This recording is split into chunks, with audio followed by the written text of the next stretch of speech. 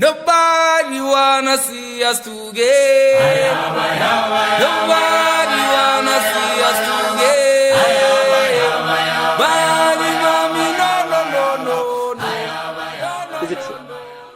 That's a very wild allegation, Mr. Moderator.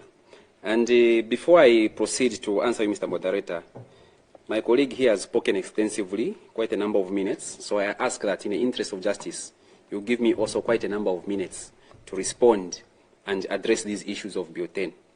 I will repeat that the so-called advocates of Bill 10, any person who is advocating for Bill 10 is actually an agent of the devil.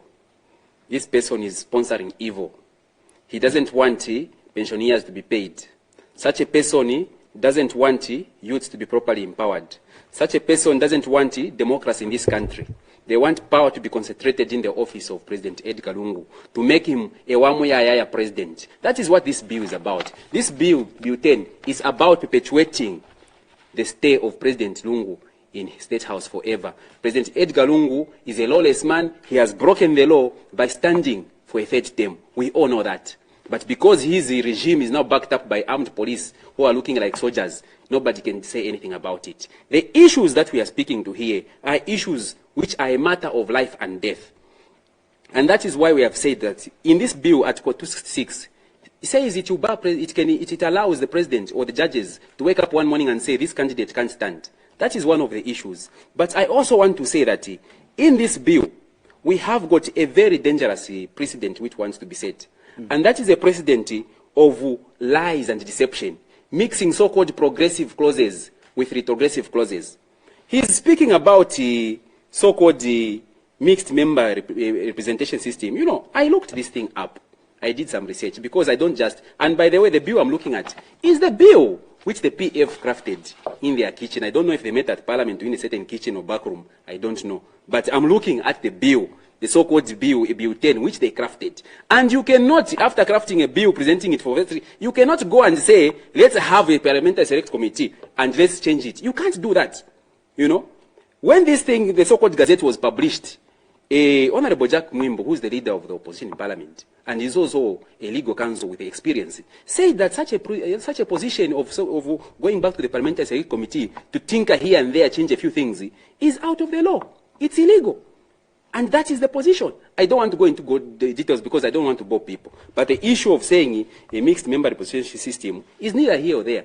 You're talking about, he's talking about representing the youth, the women, and the disabled.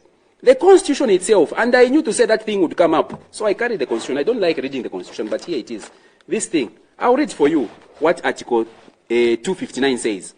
And I quote, where a person is empowered to make a nomination or an appointment to a public office, that person shall ensure, A, that the person being nominated or appointed has the requisite qualification to discharge the functions of the office as prescribed or specified, that 50% of each gender is nominated or appointed from the total available positions, unless it is not possible. So, Article 259 covers the issues of so-called mixed member representation. And by the way, what they are calling mixed member representation system, they have just turned it around and they have got it totally wrong. Because it doesn't talk about selecting a certain portion or balancing of so-called gender and youths. This thing, the way it works in other countries, and I urge you, Mr. Moderator, look this up. You discover to say my colleague here has been lying to the nation. It's a two system of voting. You get two votes. One, you vote for your party, the party line and candidates. The other one for other people who are disadvantaged. That is how it works, not the way they want to do it. And there's also this thing which they want to bring about. They are fearing 50% plus one. And I can tell you confidently here, Mr. Moderator, and the Zambian people there say, the PF is not going to get more than 15% of the vote in the coming elections.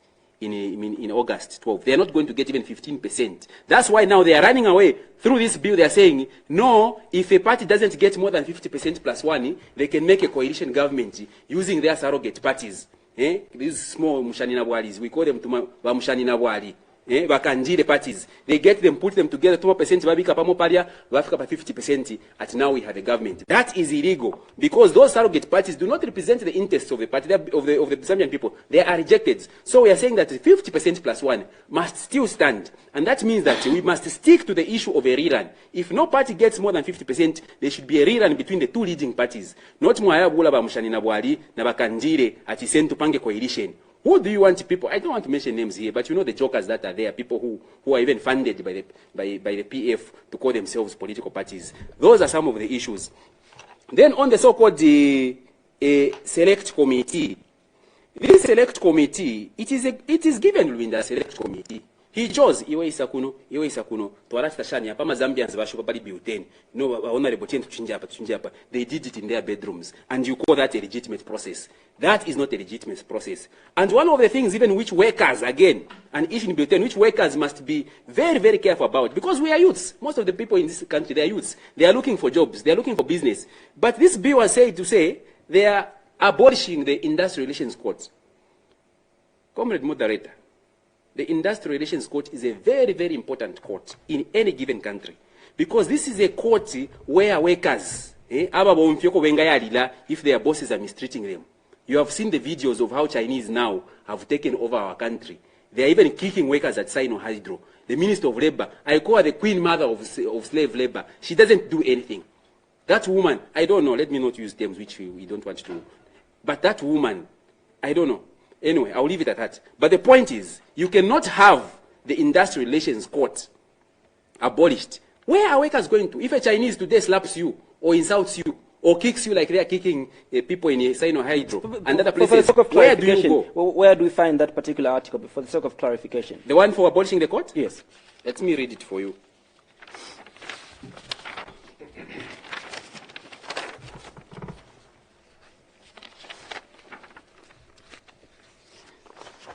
That is the bill seeks to abolish the Industrial Relations Court as a specialized division created by Article 120, Sub-Article 3B of the Constitution. That is where it is. In short, the PF are saying to say, workers, you are on your own. If you are employed by a Chinese who's mistreating you, or any other foreigner who uses you like a slave, you won't have anywhere to go and complain. So that is another cause which the Zambian people must take care of. And finally, Mr. Moderator, the PF wants to use Parliament as a rubber stamp. Kutenga Nkongole. You know, this country is owing about 22 billion in debt. 22 billion. How much is our budget? Around 7 billion. That is about 3 times. We are owing about 3 times our national budget because of the Eurobonds, which have been used to build roads whose layers is as thin as a sleeper. Where I'm coming from in my ward there in Kamala Ward 5, the road, the so-called ring road, it is now breaking apart. So what we are saying is that there is no way you can take the authority of borrowing and give it to Parliament, so that parliamentarians can just say, to Congo 5 billion, yeah, and it passes like that. We are saying no. There must be proper procedures, and the issue of borrowing must be subjected to a debate and consideration. Not just the cabinet itself just wakes up one day and say, let's borrow. Because debt is what is killing Zambia. Debt is what is causing high inflation. Debt is what is causing the high cost of living. So we cannot have Parliament deciding when to borrow and not when to borrow. In short, Mr. Moderator, many things are wrong in this. That's why as the UPNG, we don't want to bother our members and voters with these intellectual stuff of Article what. We just say, go and vote for in the Ichilema Parliament, Mayor, and these other things like referendum, forget. So that's my message. If you can't understand these things, trust us as UPNG. We mean well. Just forget about this thing. It's evil. All right, you've spoken about coalition government, and I want Mr. Pengele to react to your position on the coalition government. What is your position? What are you telling the people in these rural areas regarding, the coalition government? Regarding the coalition government, thank you. The recommendations of the Parliamentary Select Committee have been backed up. As you are aware, the recommendations from the Parliamentary Select Committee are an input of all stakeholders and general citizens, individual citizens as well, who have recommended. Now, in exact mirror image of the recommendations of the Zambian people, Cabinet came up with a position, and this is what we've been preaching to the Zambian people, as of what the bill is calling for. Cabinet concurs and will propose to Parliament not to amend Articles 101, 102, 103, and 104, so that a president should be one who receives more than 50% of the votes. I'm speaking to documents, Mr. Moderator. So what my brother just alleged is a lie. The other one, he spoke to introduction of cabinet ministers, deputy ministers. Cabinet will therefore urge Parliament not to introduce the position of deputy ministers. That is what the Zambian people are also saying by their submissions and recommendations to the Parliamentary Select Committee to scrutinize the constitutional amendment of Bill number 10. Payment of pensioners. Cabinet will be in the forefront in campaigning among members of Parliament for this provision to be retained in the Constitution. After all, this provision safeguards pensioners who, if not paid their dues, become beneficiaries of the social cash transfer program of government. As such, this provision is in the interest of the pensioners, the government, and the society in general. My brother here was lying. I'm speaking to a document here. Amendment of Article 213 vis-à-vis the Bank of Zambia. There's been allegations that it was stripping boards of its critical functions, such as printing of currency.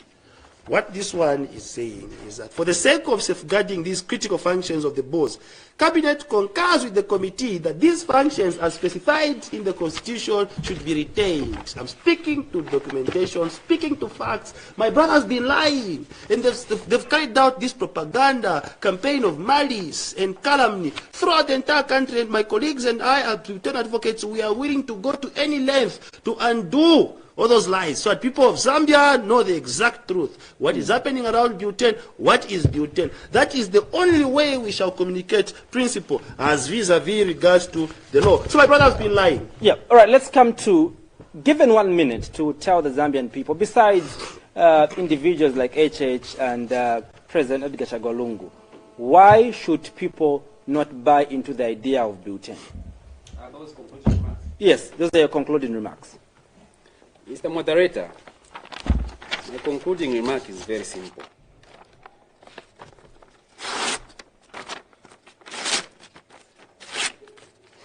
That's my concluding remark. Bill10 is a useless document, and Zambians must reject it. It's evil. It aims to make President Edgar Lungu a dictator. All right, Mr. Pengele, what are your concluding remarks? Let me give you an allowance of 1 minute also to, you're an advocate of Bill10, to sell the bill to the people of Zambia. Thank you very much, Mr. Moderator. Coming from a background of unionism, where I served as Secretary General of Copperbelt University Students' Union, as well as Secretary General of the Student Representative Council of Southern Africa, we are told that at every given moment we must communicate principle. In communicating principle, allow me to conclude by saying Bill10 does not increase the powers of the President. Contrary to lie peddlers, Bill10 is not a PF document, neither is it a UPND document. Bill10 is not about HH, is not about President Lungu. Mr. Moderator, Bill10 does not remove 50+1. Bill10 does not support the introduction of deputy ministers. Bill10 does not recommend the dissolution of FIC. Bill10 will not remove Parliament's oversight and the role on debt contraction. Bill10 will not remove pensioners on the payroll upon retirement. Bill10 will not bring about coalition government. I cannot come here and begin to tear papers. Then I'm using emotions to discuss the law. So I urge all Zambians and I urge everyone that when we're discussing principles of law, we must do that without emotions. We must do that without hatred. We must do that without propaganda, malice, Gentlemen, and calumny. I would like to thank you so much for making time to explain to the Zambian people why they should buy into the idea of Bill10 and why the Zambian people should not dare to buy into the ideas of Bill10. Thank you so much for coming for Blunt Talk. Thank you. Well, there you have it. Thank you so much to my producer and director, Kelvin Tabulach. My name is Andrew Mwansa. See you next week, same day right here on Movie TV. Good night.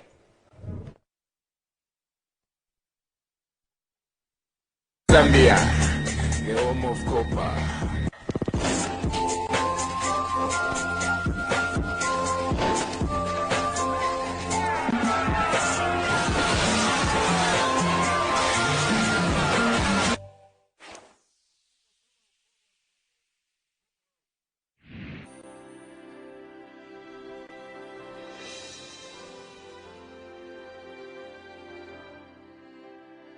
Leilani is Amadeus' lawyer? She's got some nerve. She thinks she's somebody just because she's working for Amadeo, and she thinks she's some kind of hotshot.